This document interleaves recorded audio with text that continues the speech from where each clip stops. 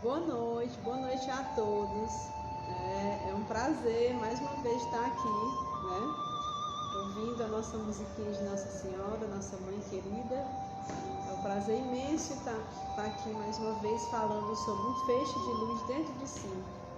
É uma reflexão sobre o auto-perdão. Obrigada.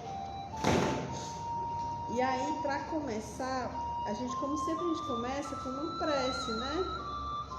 Pedindo à nossa mãe querida que possa nos amparar nessa noite de hoje.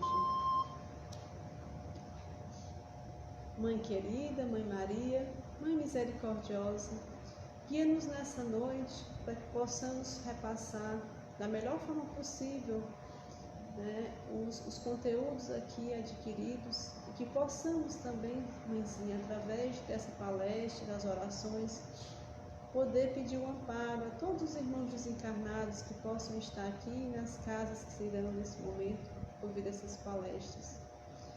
palestra. Possamos estar aqui em sintonia com Jesus, em sintonia com a espiritualidade benfeitora da nossa casa querida, de Tia Meimei, e que possamos prosseguir com tranquilidade, paz, harmonia e serenidade no conteúdo assim repassado. Abençoa-nos hoje, agora e sempre. Assim seja. É interessante porque quando eu cheguei hoje, a Orbélia me ofereceu o livro de Tia Meimei, que eu costumo ver todos os dias pela manhã, e ela disse assim: vê se tem alguma prece. Tia Meimei sempre tem uma prece, né? Aliás, sempre tem uma boa palavra, né? Prece, uma boa palavra para uma pessoa precisada de um ombro, né? Como a gente está precisando hoje falar um pouco sobre a questão do auto-perdão, né? Sobre essa luz que irradia em cada um de nós, veio hoje: precisa-se de amor. Jesus, o mestre do amor, nos abençoa e nos protege sempre. Continue, alma querida, a fazer das horas estrada de luz no campo da ajuda ao próximo, procurando as mãos dos companheiros de jornada e conjugando esforço a fim de que o trabalho frutifique. Dessa forma, cobrirá com rosas os caminhos dos trabalhadores do bem e do amor. No olhar triste do transeude a caminhar pelas ruas da cidade, contemple o Espírito Eterno em busca de experiências renovadas. Ofereça-lhes em pensamento a bênção da mensagem para consolar e iluminar. A criatura desalentada pelos insucessos requer o bálsamo do recado mudo, aplacado pelo sorriso de confiança de outro transeude, mesmo que apressado. A humanidade precisa de amor. Alivia suas aflições com amor. Ele surge, às vezes até mesmo no lamber do animalzinho fiel esquecido no cantinho do quintal. Alma irmã, descubra o poder de seu sorriso, da bênção da prece intercessora.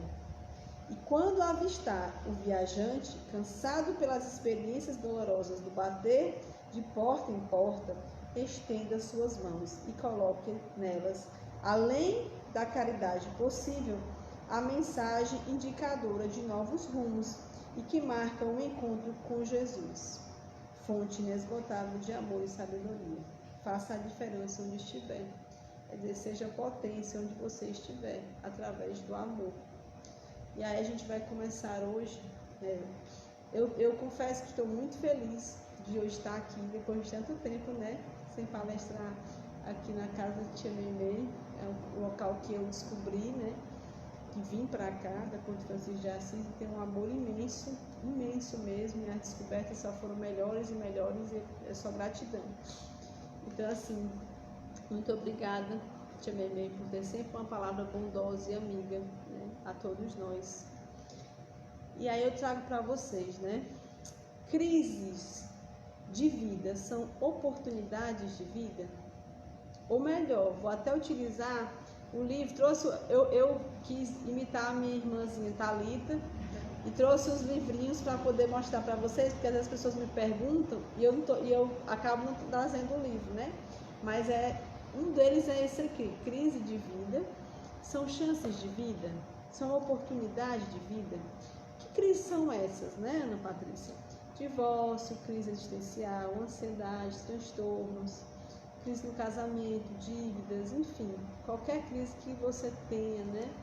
Que todos nós temos em algum momento da vida, porque nós estamos num planeta de provas e expiações e por isso estamos sempre em altos e baixos o tempo todo. São tempestades, né? E aí eu trago para vocês exatamente que essas crises que às vezes nos causam verdadeiros, aliás, elas nos causam verdadeiros transtornos, né? Transtornos emocionais. Caramba, eu passar por isso, eu ter crise de ansiedade, no meio de uma pandemia onde muita gente teve ansiedade, pânico, enfim, tanta coisa. Então, será que isso também não é uma oportunidade de vida? Será que isso não é uma oportunidade da gente poder repensar o que está acontecendo conosco, né? E aí eu pergunto, será que não são tempestades de oportunidade? E aí eu trago, e aí eu vou mostrar para vocês agora inicialmente o livro Pantanais da Alma, né, do James Hollis, que eu gosto demais desse livro, né? Eu vou utilizar 3 livros, eu utilizei nessa palestra. Crises de Vida são Chances de Vida, de Verena Castro, que eu gosto muito, junguiana. James Hollis, né, que é Os Pantanais da Alma. Enfim, todos nós temos os nossos pantanais. E Plenitude, da nossa querida Joana de Ângeles, que eu tenho assim, um amor imenso. Tem um momento em que eu fiquei extremamente emocionada ao ler, e eu acho que eu vou ficar emocionada de novo, porque só em falar eu já me lembrei dessa frase que eu vou falar daqui a pouco, e que me deixou muito emocionada. O quanto essa mulher tem garra, força e o quanto ela ama Jesus, né? Então, assim, James Hollis, nos Pantanais da Alma, ele fala que nossas vidas começam com perdas, né? Perdas de quê? Perdas de quê? Perdas no útero, quando a gente está naquela zona de conforto que é o útero da gente, a gente perde isso para poder vir ao mundo. Então já tem as perdas, né? Perdas de quê também? Da infância. São perdas simbólicas, perdas da infância, perdas da adolescência, momento de juventude e o momento também da velhice. E fora isso, todas as perdas que ocorrem através ou de falecimento, ou de desencarnes, né? Ou de desencarnes, ou crises durante um casamento, durante as relações de amigo e família, enfim, toda hora nós estamos perdendo alguma coisa, né? E aí, quando ele fala isso, é para a gente compreender que nós somos seres que estamos sempre em processo de evolução através das perdas. Quando nós perdemos o útero materno, nós estamos buscando um progresso de uma nova encarnação. Quando nós estamos perdendo a nossa infância, nós estamos indo para um progresso de como é a adolescência, como é a exploração. E a exploração do corpo, a exploração dos ambientes, a exploração das relações. Então a gente está sempre em progresso. Perdas são sinônimos de progresso, né? De olhar para isso, né? Crescer, né? Ser adulto, passar por todas as dificuldades em que a vida adulta nos chama, né? Ela também é um chamado de perdas, mas de progresso, de crescimento. E Joana de Ângeles fala assim: o homem é a síntese de suas próprias experiências, autor de seu destino, que é justamente, ele que controla, né? Apesar de todo o processo de reencarnação, ele tem essa questão do livre-arbítrio, é ele que processa todo o seu processo de vida. Como ele tem essa autonomia, né? Ele é a síntese de todas essas experiências, e não só de uma vida, mas de todas as reencarnações. Então, o que a Joana traz?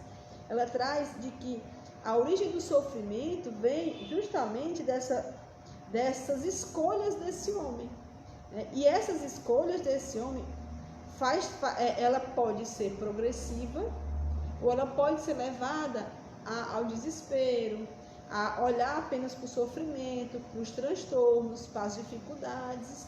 Enfim, é esse homem que vai dizer, né, porque como ele é o autor do destino dele, então é ele que vai dizer o que realmente, o que ele traz nessa caminhada.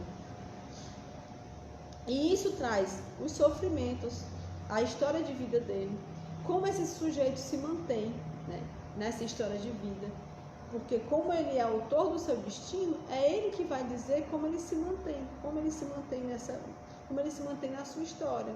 É porque é ele que fabrica essa história.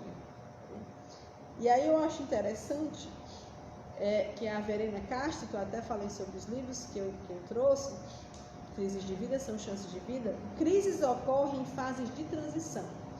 Toda crise, toda dificuldade, ela ocorre em fases de transição. A gente está sempre em um momento decisivo da nossa vida. Vocês podem parar para pensar que toda situação que nos mantém numa crise é um momento de transição, um momento de autorreflexão, né? É um momento em que a gente percebe que estávamos num tipo de zona em que fomos para outra, né? E que essas crises, elas trazem pesos muito grandes, né? São pesos enormes essas crises, para quem enxerga ela como peso. Mas para quem enxerga em transição, começa a ter um novo olhar, né? E aí, nessa fase de transição, que a Verena fala, é onde o descontentamento se espalha e a intranquilidade se faz notar. Porque quando a gente está numa fase de transição, existe um descontentamento naquilo que a gente está vivendo naquele momento. Existe uma intranquilidade, né? O que eu estou passando por isso, né? Qual é o motivo de tudo isso? Isso quando a gente tem uma reflexão voltada para isso, porque quando a gente não busca dizer assim, meu Deus, o que é que está acontecendo? Isso não pode acontecer comigo, porque... E aí eu me lembro do Divaldo, que o Divaldo sempre fala assim, vocês rezam tanto para não acontecer nada com vocês, porque vocês querem que aconteça com o vizinho. Porque o vizinho pode levar as pancadas, mas a gente não pode levar, né? Ah, obrigada, gente, ter chegado, as meninas. Então assim, eu só consegui enxergar pouca coisa, viu? Que a minha visão era horrível para ver coisas meus pequenininhos. Então, quando a gente traz essas crises como um questionamento, será que elas são chances, né, de vida? É você olhar de que todo ser humano passa por crises, pois são fases sempre de transição. Quando a gente está na adolescência, quando a gente está na infância, que a gente vai para a adolescência, a gente passa por uma crise. Tem pessoas que conseguem tentar se adequar a esse momento. Tem pessoas que não, que entram numa crise assim, de identidade, porque não conseguem ainda se encontrar na própria identidade, na própria exploração daquele momento. Então, quando ela traz que essas crises são fases de transição, ela está trazendo justamente que é uma intranquilidade que é notável e precisa ser notada, pois elas precisam ser notadas para que a gente possa compreender de que aquele momento ele precisa existir, ele precisa estar ali. E aí eu trago Jung, total, amo. O homem tem que lutar com os problemas do sofrimento. O oriental quer livrar-se do sofrimento expulsando-o. O ocidental procura supri-lo com remédios. Mas o sofrimento precisa ser superado e o único meio de superá-lo é suportando. Então, assim, quando eu falo sobre essa questão do suprimento com os remédios, eu não estou fazendo nenhuma apologia contra os remédios. Por favor, não interpretem mal. Quando Jung traz isso, eu trago isso aqui hoje, é para dizer para vocês que não adianta só ficar tentando buscar sanar o problema ou os sofrimentos através de uma medicação de fuga. Mas você pode sim se medicar, claro, quando houver necessidade, mas com todo um processo de busca em torno daquilo que está sendo chamado para ser conversado, né? E a crise, ela vem justamente para isso, para você olhar para ela está te chamando para ser olhado. Ela está dizendo assim, eu preciso que você me olhe, eu preciso que você me enxergue. E medicar e fugir não é o momento certo para que você possa olhar, para que você, se medicar apenas não propicia esse momento, né? Que a própria Joana fala, como nós somos autores do nosso destino, como nós somos, né? Como nós somos as nossas sínteses das nossas próprias experiências. E se a gente não se permite viver o sofrimento e olhar para ele como uma busca de entender o que está acontecendo, como Jung fala, e Joana também fala, porque quando Jung fala, Joana já assim embaixo, que na realidade eu acho que os dois ali são, né, enfim. Então, é você buscar compreender de que é necessário olhar para isso. Jung, ele chama, né, para que você olhe para o sofrimento, ele busca para que você olhe. Aí diz, mas Patrícia, tu está só falando de sofrimento, o que é que o perdão tem no meio dessa história? Pelo amor de Deus, eu já estou ficando nervosa, porque eu acho que a palestra não é sobre auto-perdão, é só sobre sofrimento. Coitada, né, da Patrícia, está só falando de sofrer, muito sofrimento, é muita crise. Mas assim, gente, será que no meio do sofrimento, no meio da crise, o perdão não está junto? Porque a gente passa crises com relações, com pessoas, a gente passa crises com o nosso trabalho, a gente passa dificuldades conosco mesmo. Será que não existe um perdão implícito no meio de toda crise, de todo sofrimento? Né?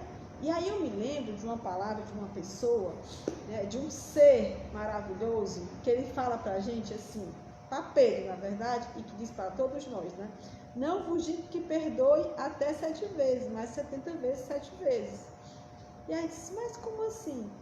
Jesus fala para a gente perdoar o próximo não só 7 vezes, mas 70 vezes 7 vezes, infinitamente, porque justamente o perdão precisa ser infinito, porque a gente está sempre, infelizmente na nossa condição moral, nós estamos sempre buscando nos chatear, a gente sempre veste a camisa da raiva, do descontentamento, das injúrias, né, das maledicências, justamente porque nós ainda estamos muito atrelados ao orgulho, à vaidade, né? E aí eu pergunto para vocês, né? Como eu vou perdoar? Como eu vou perdoar o meu próximo se eu já, assim, como eu vou perdoar o meu próximo se eu não consigo me perdoar? Então, esse é um grande questionamento, porque eu estou passando por crises, vamos lá, eu passo por crises, por tempestades difíceis, estou numa situação em que eu não dou conta do que está acontecendo, eu aparentemente pareço não dar conta, mas Joana sempre fala que o fardo sempre está ali, de acordo com aquilo que você pode carregar. Ela diz isso em plenitude muito bem, que ela fala justamente que nada é colocado se não tiver uma condição para isso. Né? Então, assim, se ela fala exatamente isso, e ela fala o quanto o mestre é benevolente, Deus é maravilhoso, então ela está coberta de razão. Cada um tem um fato que precisa naquele momento. Então, quando a gente fala sobre isso, a gente pergunta, e quando a gente passa por tudo isso, será que em algum momento a gente não se culpa por alguma coisa? Não existe uma culpa interior por estar passando por aquilo? Um vitimismo? Uma necessidade de se achar vítima do mundo, vítima de Deus? Eu me lembro que escutei uma vez uma pessoa dizer assim, eu acho que ele me persegue pessoalmente. É uma perseguição pessoal, né?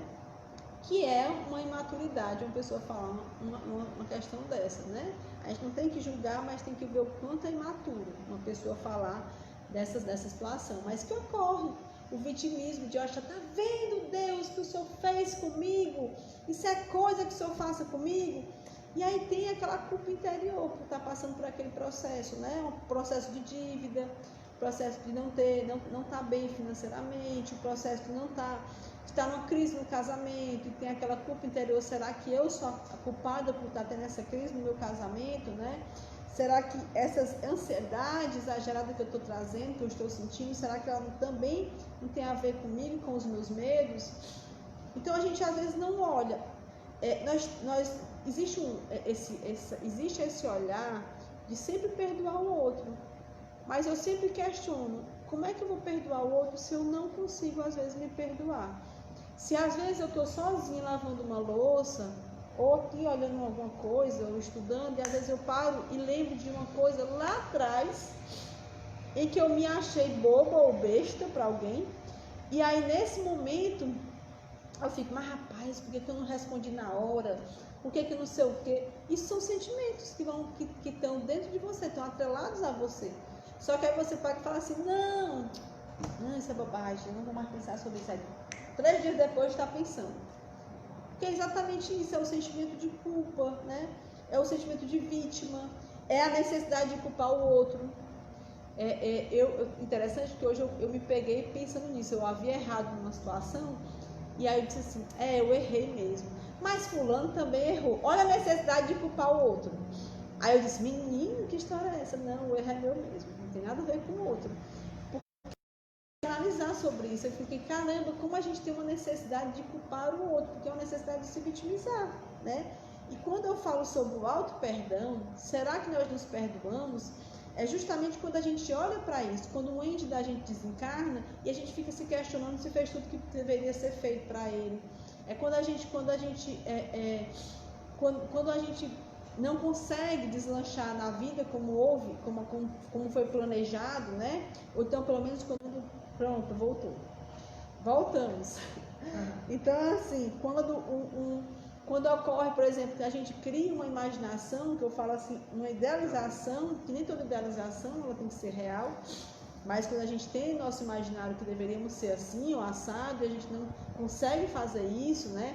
Quando nos colocamos numa zona de conforto, extremamente desconfortável, mas nos sentimos mal, ou então temos medo de seguir adiante, de passar por essa etapa, tudo isso são situações em que nós devemos enxergar o ser interior que existe dentro da gente, né? É compreender e se olhar. Quando a gente também enxerga que somos egoístas, orgulhosos, né? Que somos às vezes, que somos malevolentes com os irmãos ao nosso redor, que somos malevolentes conosco em algumas atitudes, né?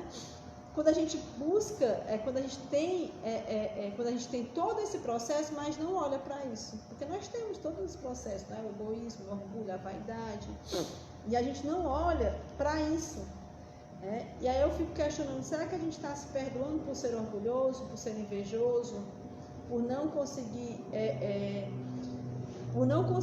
às vezes por não querer admitir que temos tudo isso? Então, como é que a gente vai perdoar? Como é que a gente vai fazer o que Cristo nos pede se a gente não conseguir nos perdoar? Se a gente não conseguir nos olhar? Se a gente não consegue olhar para a sombra que existe em cada um de nós? E aí eu trago o Rollins, que é o James Rollins, que ele fala assim, quando admitimos o que somos e onde estamos, né, esse planeta que nós estamos e a nossa condição, né, o que somos, já começamos a percorrer a longa estrada ascendente que nos conduz para fora do reino inferior. Para que nos conduza para fora desse reino inferior, é quando a gente ascende para olhar para a sombra, como diz Joana de Ângeles. Olhar para essa sombra é olhar para as mazelas interiores que existem dentro de nós. E que às vezes a gente não quer enxergar, porque a gente acha que não precisa olhar para isso, eu preciso apenas perdoar. Não se perdoa sem um raciocínio lógico, não se perdoa sem uma fé lógica, não se perdoa sem se compreender, sem ter um autoconhecimento de si. Como é que a gente perdoa o outro se a gente não consegue olhar para as nossas próprias mazelas? Porque todas as vezes que a gente não olha para a nossa sombra, para aquilo que nós somos, nós acabamos que não reconhecemos que o outro também tem as suas sombras, tem as suas mazelas, tem as suas dificuldades. E aí fica muito mais fácil julgar. Muito mais interessante julgar o outro, culpar o outro, do que olhar para dentro da gente e perceber que do jeito que nós somos seres humanos, errôneos e falhos, o outro também é errôneo e falho. E aí eu trago Joana, que eu achei sensacional. Cada ser vive com a consciência que estrutura. Gente, isso é muito perfeito. Eu achei essa frase genial. Essa mulher é um escândalo, né? Cada vez que a gente estuda ela, mais tem vontade assim, de ser best friends dela. Joana, ela traz exatamente isso. Nós temos a estrutura de consciência que a gente coloca, né? que a gente compreende. A gente tem... Se nós não olhamos para a nossa sombra, se nós fixamos em uma persona, quando eu falo uma persona, gente, desculpa essa coceira toda, mas meu nariz está horrível, em rinite sinusite. Se nós temos nós temos uma persona, né, que são as várias personas, na verdade, várias identidades que a gente pode chamar. E se nós fixamos apenas numa persona, por exemplo, eu, Ana Patrícia, sou psicóloga, e eu só quero me fixar na persona de psicóloga, vou vivenciar a psicóloga 24 horas por dia, o que não é nada saudável. E eu não olho para a sombra, porque normalmente quando a gente se fixa numa persona, a gente não olha para a nossa sombra, porque a gente acha que a persona nos completa. Então a gente vive uma estrutura negacionista aquilo que somos, porque e muito unilateral, porque a gente esquece que nós esquecemos que nós somos um ser totalitário e que nós devemos olhar para a nossa persona, para a nossa identidade, nós devemos olhar para as nossas relações, para a nossa sombra, né? Nós devemos olhar para o ser interior, para o nosso self, né? Nós devemos olhar principalmente para aquele que é modelo e guia da humanidade, em que o amor trouxe a este mundo e nos mostrou quanto ele nos amava e o quanto somos potência, para que ele nos mostrou o quanto somos potência e o quanto podemos amar e superar a carcaça da ignorância e da grosseria que ainda somos. Então, quer dizer, quando ela traz essa estrutura de consciência, cada ser vive com a consciência que estrutura, ela está dizendo que nós somos responsáveis por aquilo que estamos tendo como consciência. E a vereda nos traz que a crise pode substituir a motivação para a mudança. Quantas pessoas têm vontade de mudar, mas elas não conseguem, porque elas se aprisionam naquele momento. Então, quando chega uma crise, né, é uma busca para olhar para aquilo ali, para olhar para aquilo que nós somos. Então, quando chega uma crise de questionamento, ela está nos forçando a olhar. Então, ela está nos forçando a olhar para o auto-perdão, ela está nos forçando a olhar para o egoísmo, para a vaidade, para o orgulho. Ela está nos forçando a olhar para a sombra que ainda se atrela a cada um de nós, né? E ao mesmo tempo que ela pede para olhar isso, né, como consciência, né, mais uma vez voltando, como vivemos a nossa consciência, a consciência que estruturamos, né, olhar para essa crise é olhar para uma oportunidade de se motivar a buscar a mudança. E essa mudança ela advém justamente de olhar para a sombra, reconhecer aquela sombra e trazer a luz. E trazer a luz é buscar o auto-perdão, né? É buscar se encontrar, fornecer para si a oportunidade do encontro. E Jung e Joana traz exatamente esse caminho da individuação, né? Que Joana ainda fala mais um pouco sobre a plenitude, porque Jung não pôde dizer que existiam várias vidas, mas hoje Joana diz assim, são várias vidas. É um ser de uma história de vidas, não é um ser de uma história de uma única vida, de uma única encarnação, mas é um ser que ele busca a individuação pelo processo de muitas vidas. É um ser que busca, que nesse atual patamar de existência em que nós estamos, só conseguimos algumas vezes, né? Poucos são as exceções que tem, mas só conseguimos, infelizmente, buscar ter motivação através de alguma crise que nos alastra naquele momento. E é essa crise que nos propõe a essa mudança, né? Então, assim, eu achei interessante quando a Verena também traz, se o indivíduo aceita as perdas, os sofrimentos, a sombra, né?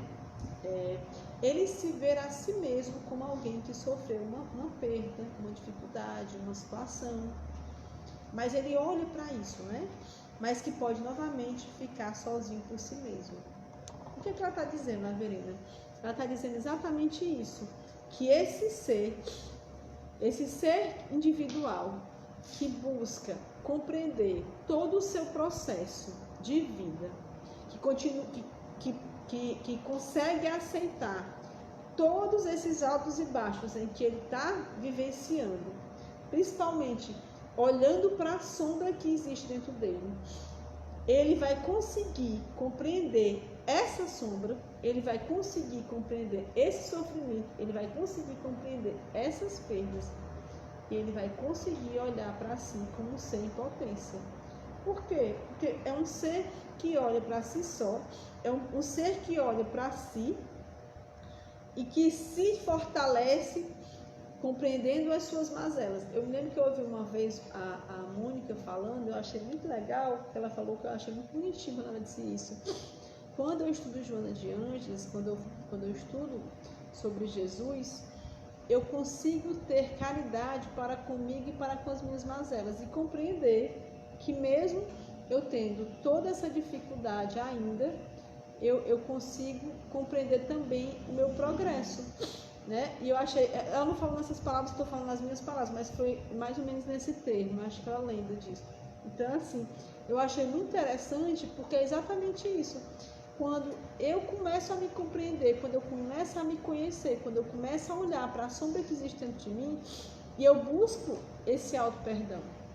Quando eu falo auto-perdão, eu não estou falando para vocês que é uma questão da gente ser muito bondoso e benevolente para conosco, né? Porque isso a gente já é bastante, né? Principalmente quando a gente se fortalece no egoísmo e no orgulho, né?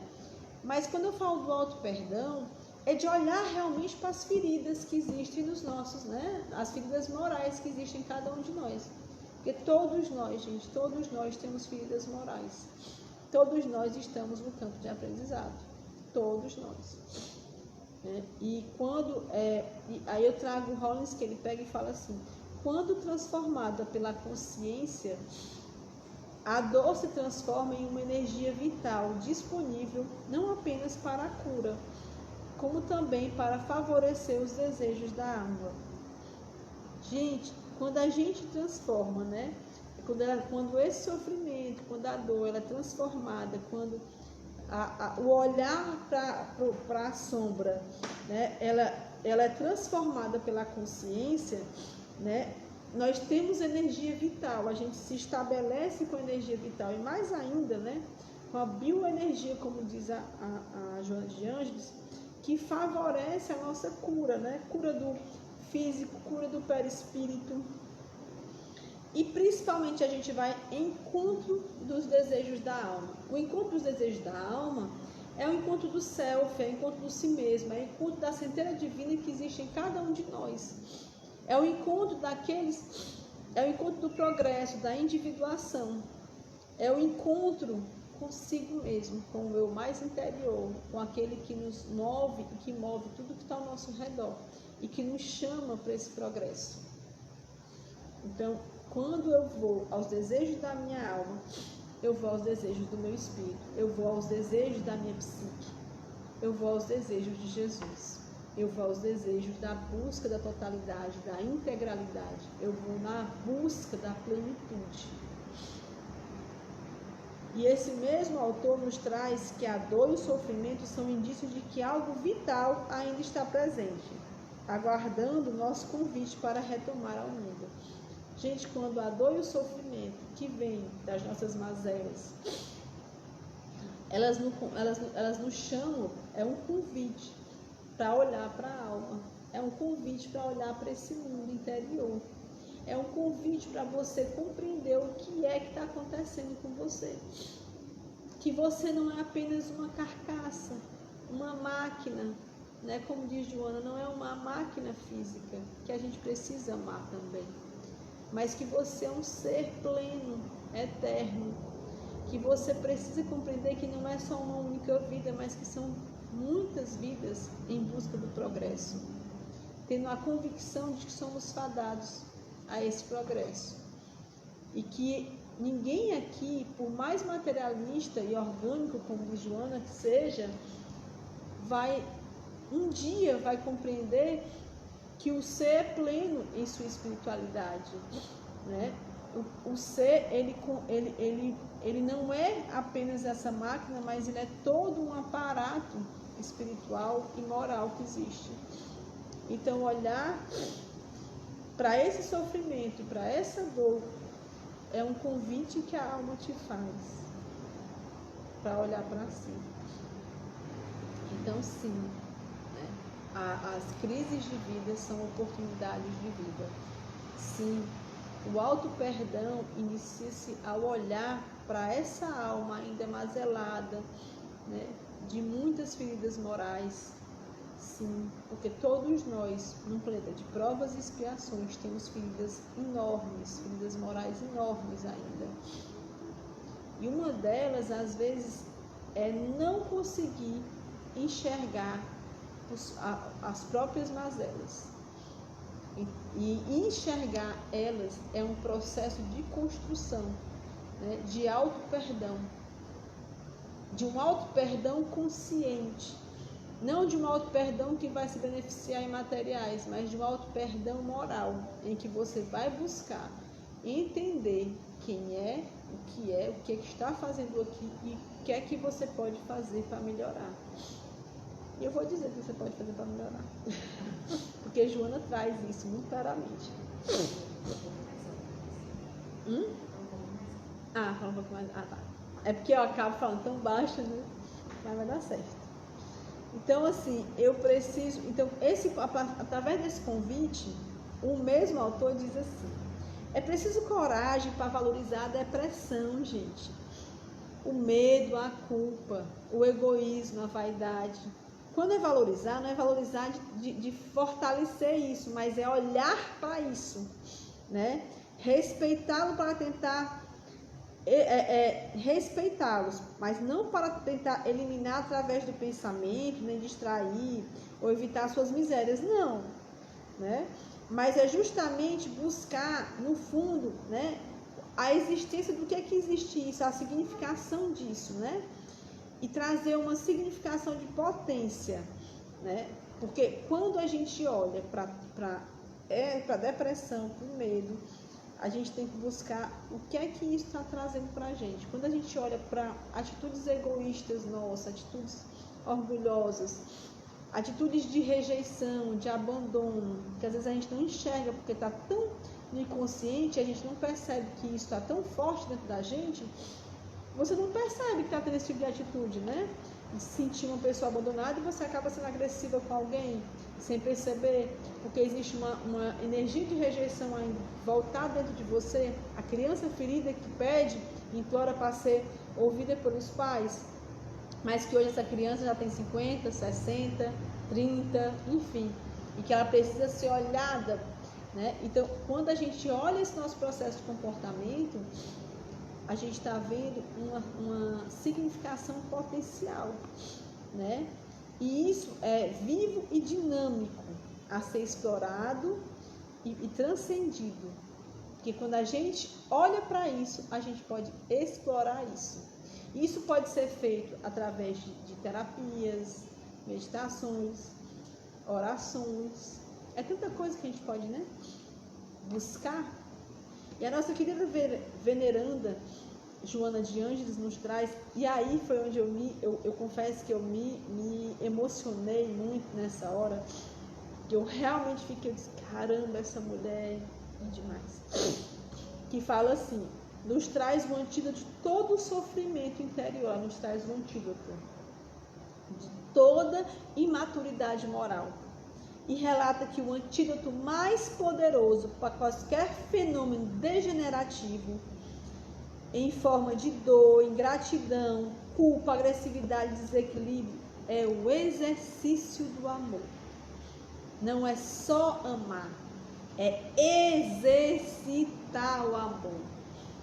E quando a gente fala exercitar o amor, é o exercitar o amor iniciando-se conosco para transcender ao outro. Porque eu não tenho como não me amar e amar ao outro. Eu preciso passar pelo processo do auto amor. Agora, o auto amor, gente, não é aquela coisa de você chegar, exercitar o amor, não é olhar e dizer assim: eu vou comprar uma roupa cara, eu vou comprar um carro bom, eu vou almoçar em restaurante. Não, gente, isso é materialismo completo, né? Como eu falo, então, assim, quando a gente fala do exercício do amor, é a gente olhar para as mazelas, para as feridas existenciais, é o olhar para aquilo que já vem de vidas e vidas junto conosco, para aquele orgulho, para aquela vaidade ainda fortalecida, para as mazelas, para o sentimento de culpa, para o olhar do abandono, do rejeitado, para aquela criança ferida que ainda está ali, a gente insiste em manter de lado. O olhar que ela fala é o olhar para os nossos comportamentos, para os nossos pensamentos, para os nossos sonhos. Porque os sonhos dizem muito, né? Os sonhos falam muito sobre os símbolos que existem dentro da gente, dentro do nosso inconsciente. É olhar para o inconsciente. Então, quando ela fala do exercício do amor, é você exercitar-se. E você pode exercitar através O autoconhecer, né, é auto-perdoar as misérias morais. É compreender que somos miseráveis ainda, mas que podemos progredir em cada patamar dessas misérias. Entende? Então, assim, compreender que ainda estamos no processo de evolução e termos paciência para conosco. Eu não posso ser Chico Xavier em uma encarnação. Na verdade, eu não posso ser Chico Xavier nunca, porque ele é ele e eu sou eu. Mas eu não posso querer manter uma serenidade que eu não tenho. Mas o que eu posso buscar isso através de meditações, através das orações, através do entendimento de que eu ainda preciso muito me melhorar. Mas é essa paciência, é essa busca, essa necessidade de se olhar. Então, quando eu falo sobre o exercício do amor que Joana nos traz, eu me emocionei muito, eu disse, meu Deus, o exercício do amor é muito lindo. É olhar e perceber os miseráveis que ainda somos, mas que são miseráveis conscientes de que precisam melhorar, conscientes de que estão buscando uma melhora, conscientes de que passam por um irmão no meio da rua, dormindo no chão, e se sensibilizam a olhar aquilo, né? Não olham aquilo como se fosse algo banal ou natural, pois não é. Então, assim, e ela ainda retruca, a nossa querida veneranda, que onde viceja o progresso, o amor se manifesta. Onde a gente busca esse progresso, onde a gente traça esse progresso, o amor se manifesta. E se manifesta, gente, porque o amor, ele é a fonte da esperança, ele é a fonte que nos une a Jesus. Pois o amor personificado veio com Jesus, né? Que Joana fala de uma forma, o excelso mestre, né? Que ela fala de uma forma maravilhosa. O amor, a mesma autora, nossa querida Joana, o amor é sinônimo de saúde moral. E quem o possui elimina as geratrizes envenenadas que se expandem produzindo sofrimento. Quem busca o amor, busca retirar o mal pela raiz. Quem busca o amor aos poucos, e eu acho muito interessante que em Plenitude ela fala sempre assim, ter paciência para conosco. Por que ter paciência? Porque é uma caminhada, é um progresso, é um trilho que a gente está, é uma caminhada que nós estamos trilhando. Não se pode apenas numa vida de consciência, de busca por consciência, achar que teremos uma consciência plena, de achar que estaremos em plenitude. Não. Mas está em busca desse progresso, em busca desse progresso, está em consciência das misérias morais, está em busca do melhoramento, né, dessas misérias, compreender a pequenez que somos, já é uma busca por esse amor. Então, quando a gente fala sobre a saúde moral que Joana traz, eu acho que é na busca realmente de a cada passo, a cada comportamento, a cada compreensão de quem somos, aos pouquinhos a gente vai retirando, né, essas raízes ainda cheias de veneno que existem em cada um de nós. E aí eu vou ler uma parte do livro, eu acho que é Carla Poeira, eu vou ler uma parte do livro, está passando tanto, mas hoje está desde de manhã, gente, uma parte do livro Pantanais, os Pantanais da Alma, né? Que eu até havia colocado mais cedo. É só um pequeno trecho que eu quero ler, que é assim, eu achei muito engraçado. Muito interessante. Eu não sou o que me aconteceu, eu sou o que escolhi ser. Eu não sou os papéis que eu represento, eu sou a minha jornada. Eu não sou minha experiência limitante. Eu sou o poder criativo do meu potencial. Então, assim, eu sou, olha como é forte, eu sou o poder criativo do meu potencial. Eu sou a minha jornada. Eu sou aquilo que eu escolho ser.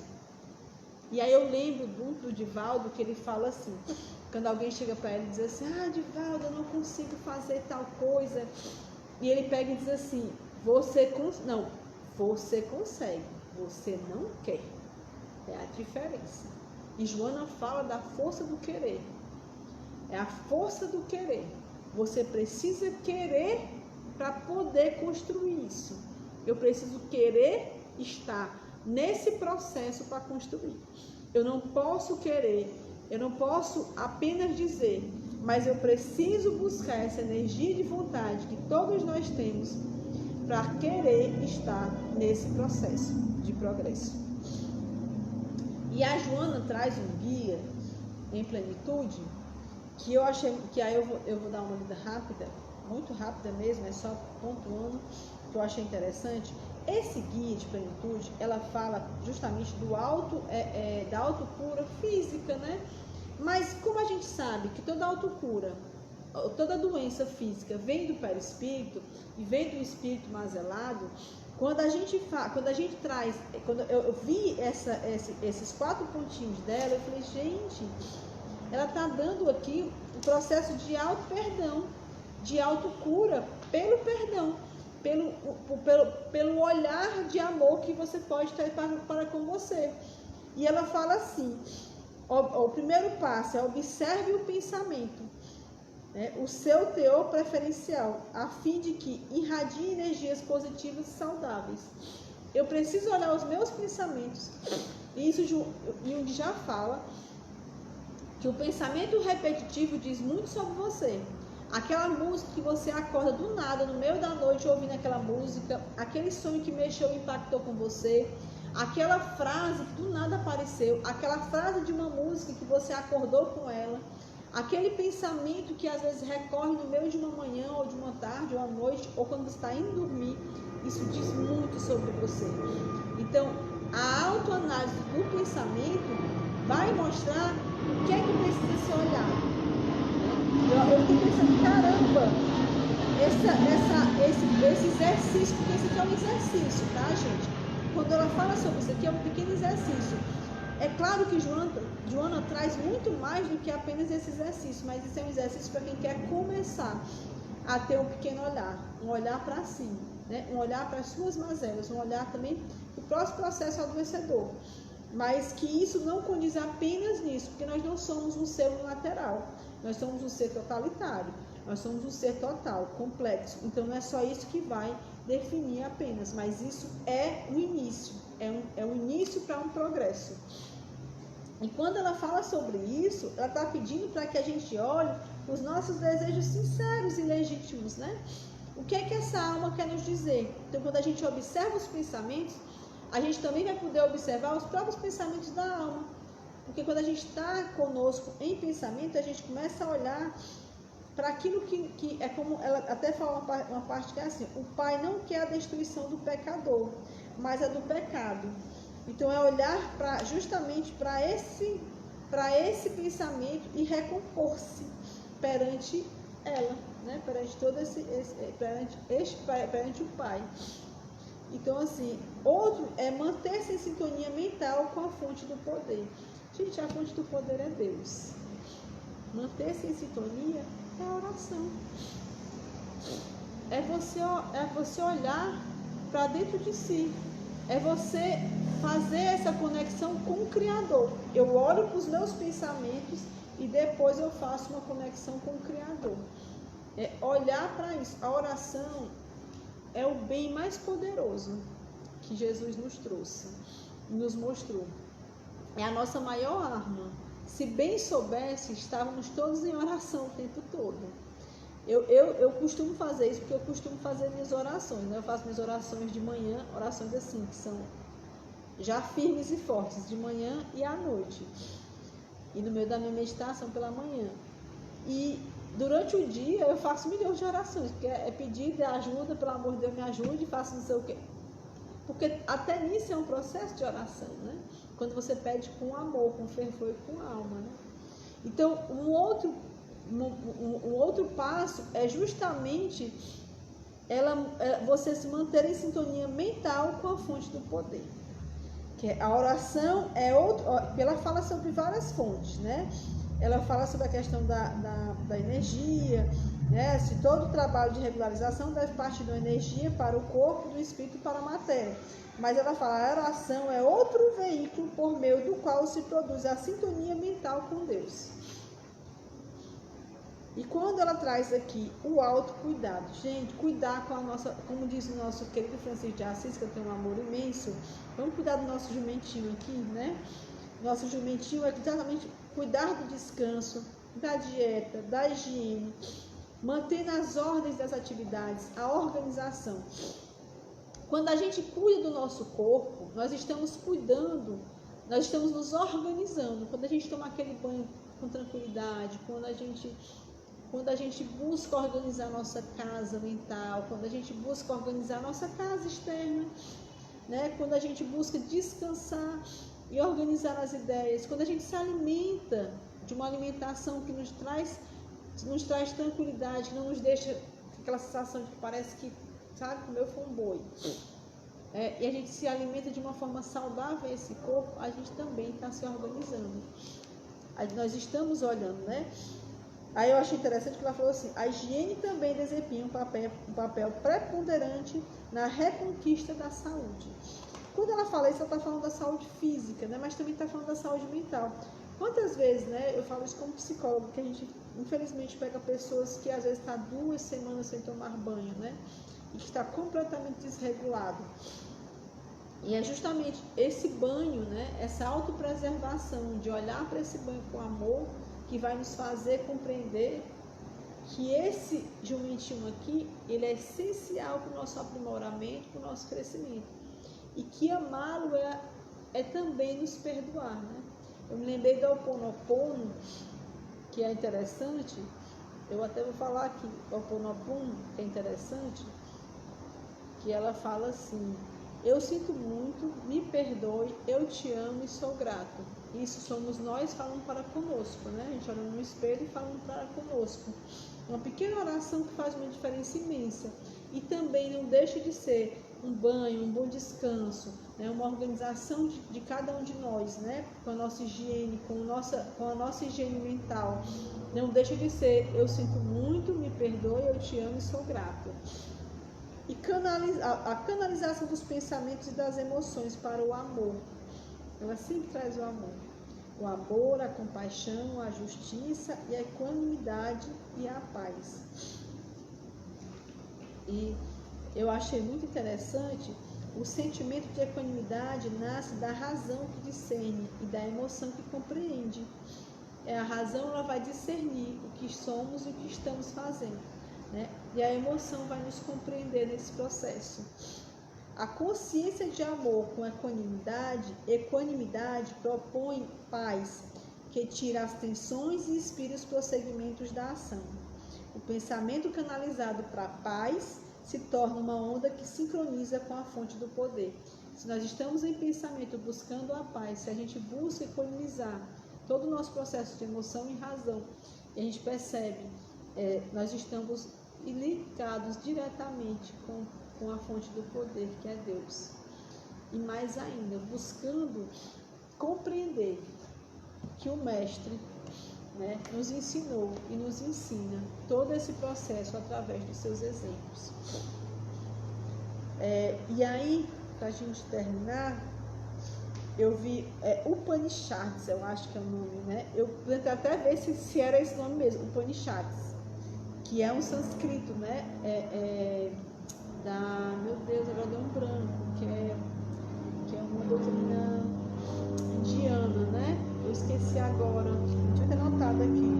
Mas enfim, ele fala exatamente assim: Senhor, ajude-me a transitar das trevas para a luz, da mentira à verdade e da morte para a imortalidade.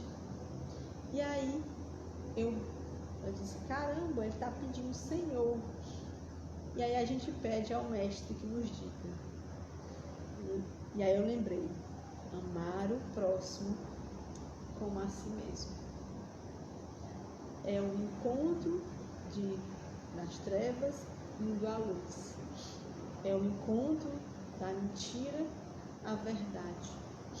É o encontro de umas várias reencarnações, a busca da imortalidade plena. Amar o próximo como a si mesmo. Então não existe chave maior do que o caminho da plenitude, do que o amor. Então, Jesus nos trouxe isso e eu trago a cada um de vocês. Amem, mas antes de amar ao próximo, busque olhar para esse ser que ainda está mazelado e miserável, ainda, porque não somos, porque somos plenos, né? Somos, como diz o próprio Cristo, né? Vós sois deuses. Então dentro de cada um de nós existe um Deus que nos mostra o nosso caminho. Cabe a cada um de nós silenciar e olhar para esse Deus. Então fica aí, eu agradeço mais uma vez aqui na casa de Tia Nenê e deixo aqui amar o próximo como a si mesmo. Então se ame ao próximo. Obrigada. Vou mostrar que você não estava sozinha. Não estou sozinha. Sozinha espiritualmente, nem vai pegar. Tem que fechar aqui. Obrigada, gente, pela participação de todos. Eu adorei. Obrigada por tudo, viu? Obrigada, Thalita, as meninas. Estou vendo Tereza. Obrigada. Eu realmente não estava conseguindo. Mônica, Fabíola, as minhas irmãzinhas e a todos que estavam aqui. Muito obrigada. Boa noite a todos, gente. Assim seja.